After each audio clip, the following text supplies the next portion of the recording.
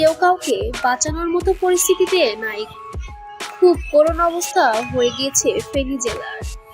ভয়াবহ বন্যা ও জলাবদ্ধতার কবলে ফেনী জেলা। ডুবে গেছে বাসস্থান, তলিয়ে গেছে ফসলি জমি। আটকে পড়া লক্ষাধিক বাসিন্দাকে উদ্ধারের একাধিক বোট নিয়ে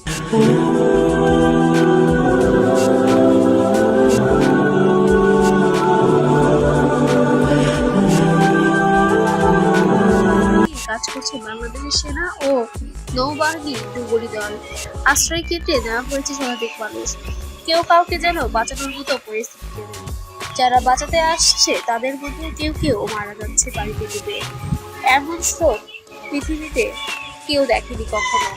এ যেন বাংলাদেশের এক নতুন রূপ, যে রূপকে সবাই বিভূষিত হয়ে ভয় পাচ্ছে। বিভিন্ন সামাজিক যোগাযোগ মাধ্যমে সবাই সাহায্যের হাত বাড়িয়ে দিয়েছে। তারপরেও যেন পরিস্থিতি কোনোভাবেই অনুকূলে আসছে না এবং ভারী বর্ষণের কারণে পরিস্থিতি আরো খারাপ দিকেই চলে যাচ্ছে। বিভিন্ন ইউটিউবার এবং ইনফ্লুয়েন্সার এবং সাধারণ জনগণ, ছাত্র জনতা সবাই মিলে মাঠে নেমে পড়েছে সবাইকে উদ্ধার করার জন্য। কিন্তু পানি খুব দ্রুত বাড়ার কারণে জনগণের কাছাকাছি যেতে পারছে না। ইতিমধ্যে হেলিকপ্টার দিয়ে অনেক সহযোগিতা চালাচ্ছে। কিছু নবজাতক শিশুকেও বাঁচানো হয়েছে হেলিকপ্টারের দ্বারা। ইতিমধ্যে নেট দুনিয়ায় ভাইরাল হয়ে গিয়েছে বিষয়টি।